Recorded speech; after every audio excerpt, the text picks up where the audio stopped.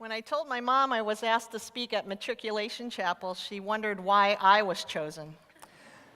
I did too. When I told her it was because I received the faculty award, without hesitating a beat, she said, "Give it back!" My mom was horrified and worried that I had to speak in front of so many, and now I think I should have listened to her. Can I give it back? And well, one thing, I didn't have to worry about what I was going to wear. Okay, now we're loosened up a little bit. Have you signed up for your PE courses yet? No, I'll get on. I'm here today because I'm blessed by faculty colleagues and staff, because they've supported and encouraged and prayed for me, and the wonderful students I have, and the Lord's generosity, grace, and goodness. I'm grateful, so grateful for the opportunity to teach at Gordon, and I thank all of you, so thank you. Wouldn't it be great to start off the year in the best shape of your life, and better yet, maintain it? Well, perhaps some of you are already there, others not quite. Whether you are there or not, Proverbs 3 provides wonderful guidance on how to prolong life, bring peace and prosperity, win favor and a good name in sight of God and others, be on a straight path, and bring health and nourishment to your bones. Sounds like great shape to me. But how do we get and stay in shape? Well, you're already off to a good start, because you're at the state-of-the-art training facility with the best trainers available. The drill sergeants, professors and staff, will provide a regimen that you won't easily forget. And it's our job to ensure that you write on the tablet of your hearts and not just on your iPads. We are professors because we profess what we believe. Our profession of God's teaching, commands, love, and faithfulness are embedded in who we are and what we teach. The Gordon Basic Workout, the core classes, are designed to develop and strengthen your core. This tremendous workout, premeditated by faculty, ensures that mental, spiritual, emotional, social, and physical muscles are developed in symmetry. Have you ever seen people who only work out their upper bodies, and then you look and they have little skinny chicken legs? I won't point any fingers here. Back problems are at an epidemic because we have stronger quads and weak abs and hamstrings. If you work on the core regimen and do your daily reps, you will be well balanced and in great shape.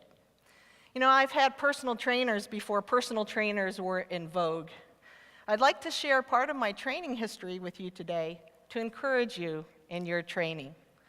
My earliest recollection of my parents are of my dad dressed in his suit, sitting on the edge of the bed, ready for work, doing his daily devotions. And then I would walk into the kitchen and I would see my mom sitting at the kitchen table with an open Bible, doing her quiet time before her day began.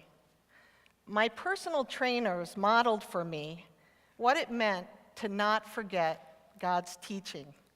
You know, I couldn't wait till I learned how to read and I could have my own morning devotions. Fast forward, running out the door to catch the bus for middle school. My dad grabs me by the shirt and says, "Hey, Val, are you ready to start your day?" "Yes, Dad, but I'm going to be late for the bus." "Did you brush your teeth?" "Of course I brushed my teeth. I want to have friends." "Did you do your quiet time?"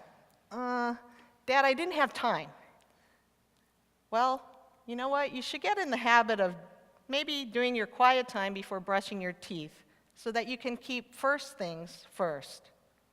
To this day, I've had my quiet time before I brush my teeth as part of the vital daily routine. Proverbs 3, 1 and 2. "My child, do not forget my teaching, but keep my commands in your heart, for they will prolong your life many years and bring you peace and prosperity." Now, I was thinking about my first year of college orientation over 20 years ago. I took a walk by myself, admiring the stars, and I began to pray, God, mold me and make me into the person that you want me to become. My senior year of college, I was asked to share at the first chapel of the year, and I reflected on that prayer I prayed during freshman orientation. And I realized that during my college years, God did answer that prayer, but not in the ways that I had expected or planned. I'm now borrowing an analogy from that first chapel talk that I did my senior year in college. I hope you don't mind. I was an athlete. I wanted to get all A's. I was majoring in pre-med. Doesn't everybody their freshman year? I didn't like wearing dresses, still don't, speaking in front of people, or putting myself in uncomfortable positions. There were many things that Val would do, and there were many things that Val would not do. In fact, these do's and don'ts formed my identity, my self-centered identity.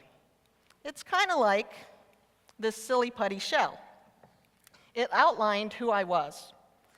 Things are pretty safe and cozy and secure in the shell, but the shell is also limiting and rigid.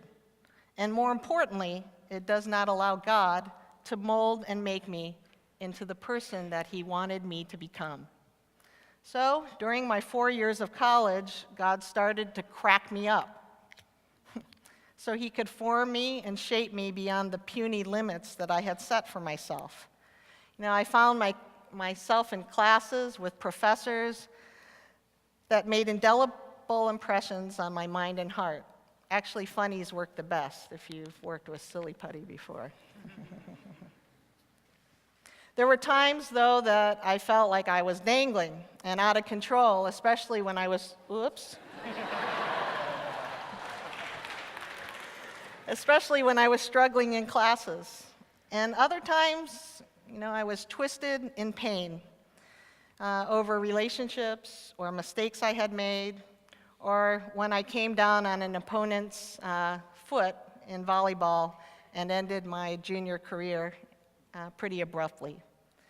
I often felt God's caressing touch through faithful and loving friends, or great conversations, or challenging chapel talks that kept forming me more and more in His image, getting rid of some of those rough edges. But then oftentimes I felt like I was bouncing. Oh, good, I caught it. Bouncing. That'd be pretty embarrassing, right? Bouncing off the walls, full of energy, but not knowing where I was going to go or what I was going to do, and changing my major yet again.